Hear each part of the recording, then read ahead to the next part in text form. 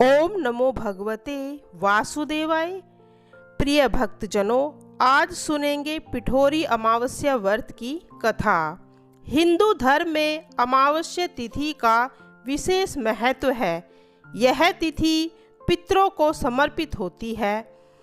भाद्रपद मास की अमावस्या के बारे में, जिसे कुश ग्रहणी अमावस्या, पिठोरी अमावस्या भी कहा जाता है, इस दिन पितरों का तर्पण, श्राद्ध और दान पुण्य किया जाता है। इस बार भाद्रपद अमावस्या 23 अगस्त को है। क्योंकि यह अमावस्या शनिवार के दिन पड़ रही है, इसीलिए इसे शनिचरी अमावस्या भी कहा जाता है। इस दिन शनिदेव और पितरों की पूजा करने से पितरों की प्रसन्नता होती है, शनि दोष से मुक्ति मिलती है।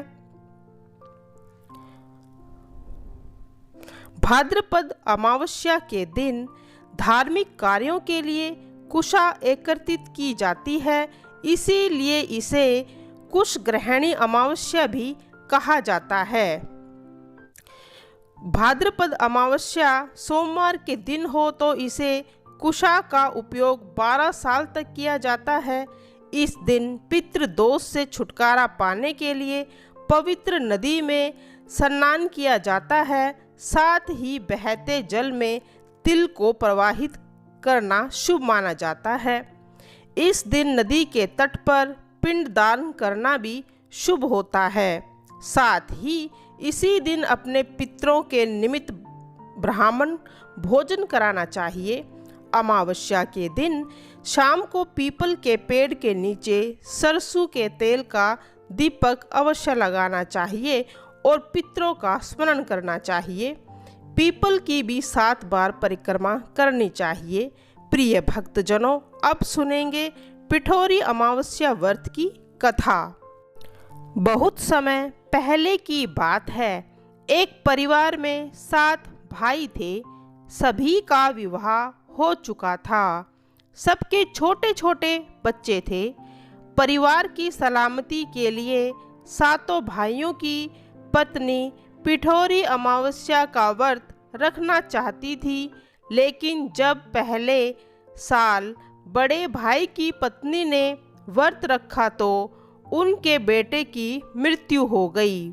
दूसरे साल फिर एक और बेटे की मृत्यु हो गई। 7वें साल भी ऐसा ही हुआ।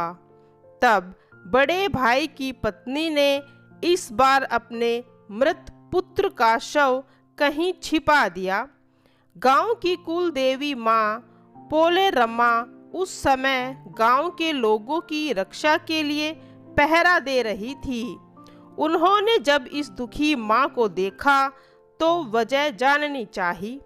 तब बड़े भाई की पत्नी ने सारा किस्सा देवी पोलेरम्मा को सुनाया तो देवी को उस पर दया आ गई। देवी पोलेरम्मा ने उस दुखी माँ से कहा कि वह उन सभी स्थानों पर हल्दी छिड़क दे जहाँ जहाँ उनके बेटों का अंतिम संस्कार हुआ है। तब बड़े भाई की पत्नी ने ऐसा ही किया। जब वह घर लौटी तो 7 पुत्रों को जीवित देख उसकी खुशी का ठिकाना न रहा। तभी से उस गांव की हर माता अपने संतान की लंबी उम्र की कामना से पिठोरी अमावस्या का व्रत रखने लगी। आज के दिन जो यह कथा सुनता है या पढ़ता है, उसकी समस्त मनोकामनाएं पूर्ण होती हैं और पितृदोष से भी उसे मुक्ति मिल जाती है। प्रिय भक्तजनों, आइए सुनते हैं अमावस्या व्रत की 2 और अन्य कथाएं। किसी गांव में सास और बहू अकेली रहती थी और उनका बेटा विदेश में कमाने के लिए गया हुआ था। सास और बहू दोनों में बहुत प्रेम था। दोनों एक दूसरे की देखभाल किया करती थी। एक दिन बहू ने कुछ नहीं खाया। तब सास ने बहू से पूछने लगी, बेटा आज तुमने भोजन क्यों नहीं किया? तब बहू कहने लगी, सासू माँ आज तो मेरा अमावस्या माता का व्रत है, इसलिए मैंने खाना नहीं खाया। तब सास ने कहा, बहू, यह व्रत क्या होता है और इस व्रत को करने से क्या फल मिलता है, मुझे भी समझाओ।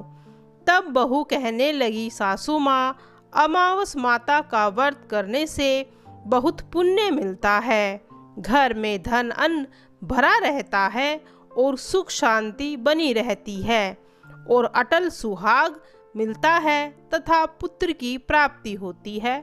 इस तरह से 3 पनौती अमावस्या माता का व्रत भी रखा जाता है। इस व्रत में हर वर्ष अलग अलग खाना खाया जाता है।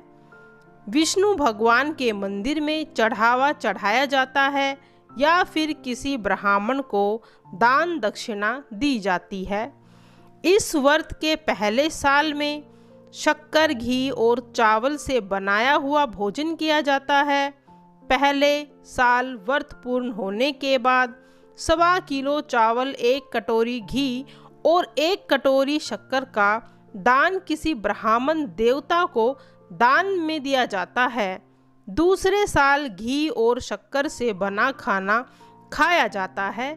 इसी तरह जब दूसरे साल का व्रत पूर्ण हो जाए तब 1.25 किलो घी, 1 कटोरी शक्कर और 1 कटोरी शक्कर किसी मंदिर में चढ़ाई जाती है या किसी ब्राह्मण को दान में दिया जाता है। तीसरे साल गुड़, तिल और घी से बने हुए व्यंजन खाने चाहिए। जब तीसरे साल व्रत पूर्ण हो जाए तब आधा किलो तिल, गुड़, 1 कटोरी घी किसी मंदिर में चढ़ा दो या फिर किसी ब्राह्मण को दान में दे दो। सासू माँ, इसे ही 3 पनौती अमावस्या का व्रत कहा जाता है।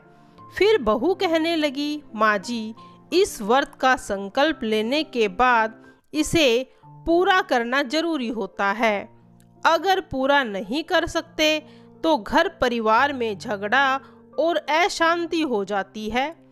तब सासू माँ कहने लगी, बहू, मेरी तो उम्र हो गई है, लेकिन तुम यह व्रत जरूर करना। बहू, दिन में किसी के कहने पर गेहूं से बनी 1 दिन रोटी खा ली और अमावस्या माता इस बात पर नाराज हो गई। जो सास और बहू में कभी इतना प्रेम था, अब दोनों में झगड़ा होने लगा था। सभी गांव की औरतें भी हैरान थी कि इनके घर में अब सब क्या हो रहा है। सास अपनी बहू को कहने लगी, जब से तुम हमारे घर में बहू बनकर आई हो तब से हमारे घर की लक्ष्मी तो चली ही गई है। तुम हमारे घर के लिए बिल्कुल शुभ नहीं हो। तब बहू ने कहा, माँ जी, आपके घर की लक्ष्मी चली गई है तो मुझे बताओ कि कहाँ मिलेगी, मैं लक्ष्मी जी को लेकर आऊंगी। तब सासू माँ कहने लगी, बहू, लक्ष्मी तुम्हें समुंदर के बीच में भगवान विष्णु के पैर दबाते हुए मिलेगी। तब बहू यह कहकर चली जाती है, माँ जी, अब तो मैं लक्ष्मी जी को लेकर ही इस घर में वापस आऊंगी, नहीं तो मैं इस घर में पैर नहीं रखूंगी। ऐसा कहकर बहू लक्ष्मी जी की खोज में चली गई। जब बहू लक्ष्मी जी की खोज के लिए निकली तब उसे बीच रास्ते में एक गाय मिली। गाय बहू से पूछने लगी, आप कहाँ जा रही हैं?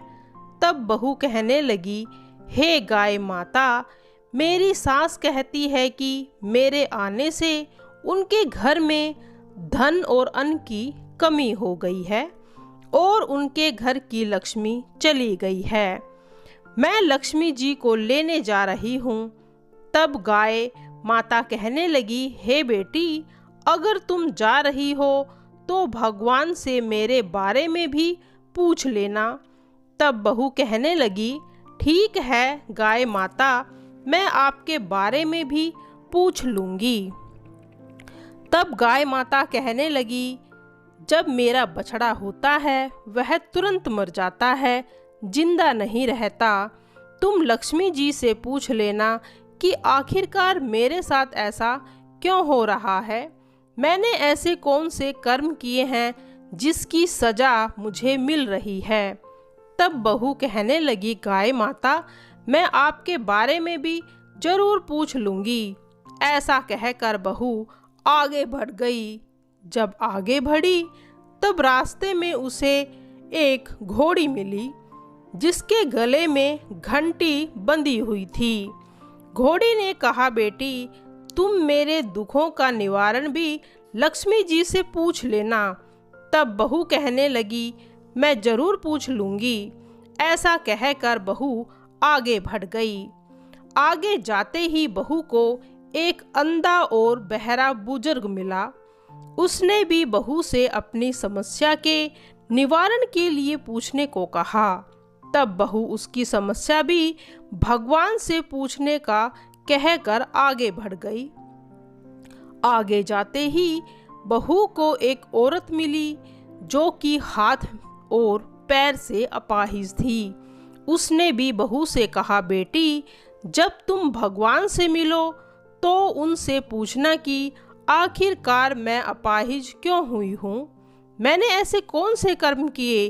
तब बहू उसकी समस्या पूछने के लिए भी तैयार हो गई और फिर आगे बढ़ी। आगे जाते जाते बहू बहुत थक गई थी। एक आम के पेड़ के नीचे बैठ गई। आम का पेड़ बहुत खुश हुआ बहू को देखकर और पूछने लगा, बेटी, तुम कहाँ से आई हो और कहाँ जा रही हो। तब बहू कहने लगी, मैं लक्ष्मी जी को लेने जा रही हूँ। तब पेड़ भी अपनी समस्या भगवान से पूछने के लिए कहने लगे, मेरे पेड़ पर लगे हुए आम खट्टे क्यों होते हैं, आप इस बारे में जरूर पूछना। तब बहू पेड़ की समस्या को लेकर भी आगे बढ़ गई। थोड़ी दूर जाने पर बहू को एक तलैया मिली। वह भी बहू से कहने लगी, बहू, तुम भगवान से पूछना कि मेरी तलई का पानी इतना क्यों है, कोई भी यहाँ आकर पानी नहीं पीता। तब बहू कहने लगी, जरूर पूछ लूंगी। ऐसा कहकर बहू आगे बढ़ गई। बहुत दिन से जंगल में चलते चलते वह थक गई थी। उसे भूख लगने लगी थी, लेकिन खाने को कुछ नहीं मिला। तो वह भूख और प्यास से बेचैन हो गई और जंगल में बेहोश हो गई। उसी समय भगवान श्री हरि और माता लक्ष्मी घूमते हुए उधर जा रहे थे। तब माता लक्ष्मी ने भगवान विष्णु से कहने लगी, हे नाथ, यह तो आपकी बहुत बड़ी भक्त है, आप इसके दुखों का निवारण कीजिए। तब भगवान श्री हरि कहते हैं, इस संसार में तो बहुत से जीव दुखी हैं, सभी अपने अपने कर्मों का फल भोग रहे हैं, मैं किस किस के दुख का निवारण करूं। तब माता लक्ष्मी भगवान श्री हरि से विनती करने लगी और कहने लगी, यह भूखी प्यासी है, अगर इसे ऐसे जंगल में छोड़ दिया जाए तो जंगल के जानवर इसे खा लेंगे। माता लक्ष्मी की बात सुनकर भगवान श्री हरि एक साधु का वेश धारण कर बहू के पास गए और उसे होश में लेकर आए।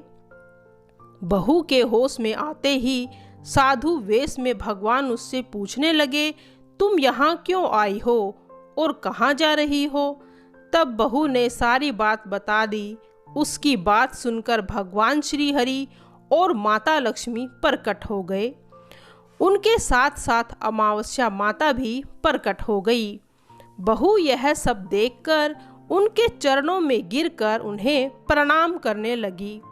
तब अमावस्या माता बहू से कहने लगी, बेटी, तूने मेरे व्रत को खंडित किया है, इसीलिए तुझे यह सजा मिली है, लेकिन अब मैं तुझे क्षमा करती हूँ। तुम अपने घर को जाओ, तुम्हारा घर अन्न और धन से भरा जाएगा और तुम्हारा घर सुंदर महल में बदल जाएगा और तुम्हारी सभी मनोकामनाएं पूर्ण होंगी।